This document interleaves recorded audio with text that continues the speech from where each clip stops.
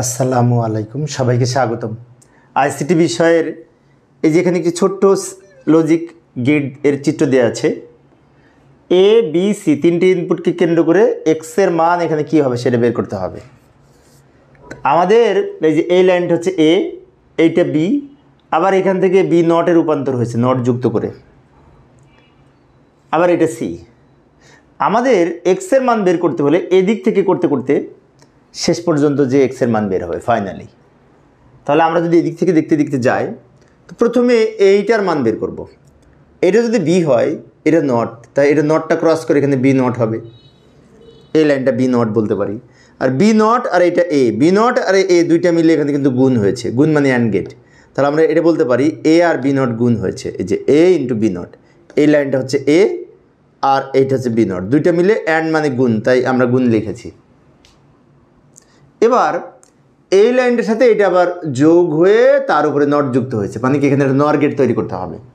তাহলে এক্সের মান হবে এইটা প্লাস এইটা তার উপরে নট, এই যে এটা লিখলাম প্লাস এ সি, তার উপরে এই নটটার জন্য এটা টোটাল নট হবে, নট বা পূরক যাই বলি না কেন। ভালো করে লক্ষ্য করি, প্রথমে এইটার এটা গুণ হয়েছে, তো এটা এ নট বি নট আর উপরে এটা এ আর বি নট মিলে গুণ হয়েছে। ফলে এ আর বি নট এর মানের সাথে সি এর মান যোগ হয়ে তার উপরে নট হয়েছে, মানে এটি নর গেট। সেই জন্য আমরা কী করেছি, এটা লিখেছি প্লাস সি লিখেছি, তার উপরে এই যে উপরে এটার জন্য নট দিয়েছি। তো প্রিয় শিক্ষার্থী বন্ধুরা, এখানে কিন্তু এক্সের মানের আমাদের সরলীকরণ করতে বলেছে। তাহলে এই এক্সের মানকে আবার সরলীকরণ করব। সরলীকরণ করার জন্য আমরা পরের পেজে যাব। এই যে ওটা নিয়ে আসলাম। আচ্ছা, সরল করার জন্য আমরা একটা কাজ করব। প্রথমে এই যে টোটাল নটটা আছে না, এই প্রান্ত থেকে এই প্রান্ত, এই প্লাসের উপরে নট, এই নটটাকে দুই খণ্ড করব, করে এদিকে অর্ধেক দিব, ওদিকে অর্ধেক দিব। এখন ডি মর্গ্যানের যে প্রথম উপপাদ্য, সেখানে বলা আছে যোগের পূরক সমান আলাদা আলাদা পূরকের গুণফল। তাহলে আমরা এই যোগের উপরে পূরকটা ভেঙে দুই খণ্ড করতে পারি, শর্ত হচ্ছে এই প্লাসটা ইন্টু হবে। যেমন লক্ষ্য করি, এই যে এইটা লিখলাম প্লাসটা ইন্টু হবে, আর এই নটের অর্ধেক এখানে আসছে, এই প্লাসের পরিবর্তে ইন্টু হবে, আর সি এর উপরে নট হবে। ভালো করে লক্ষ্য করি, এইটা লিখেছি আর সি লিখেছি, মাঝখানে প্লাসের পরিবর্তে ইন্টু হওয়ার কারণে এই উপরের নটটা ভেঙে দুই খণ্ড হয়েছে ডি মর্গ্যানের প্রথম উপপাদ্য অনুযায়ী।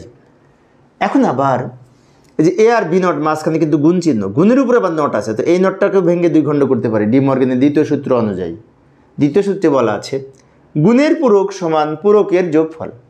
অর্থাৎ গুণের উপরে যদি পূরক থাকে, তাহলে আলাদা আলাদা পূরক করে তার যোগ করলে সমান হয়। এটা দ্বিতীয় উপপাদ্যের নিয়ম অনুযায়ী আমরা এইটা ভাঙবো।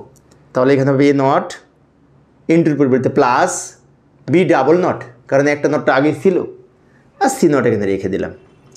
এখন বি ডাবল নট সমান বি হবে, কারণ এ ডাবল নট সমান এ একটা আমরা উপপাদ্য আছে, এই নিয়ম অনুযায়ী বি ডাবল নট সমান বি হবে, নটে নটে কাটা যায়। তাহলে আমরা পরের লাইনে লিখবো A not plus B into C not. তো এবার সবার শেষে আমরা এটার সাথে এটা গুণ করব ব্র্যাকেট তুলে দেওয়ার জন্য।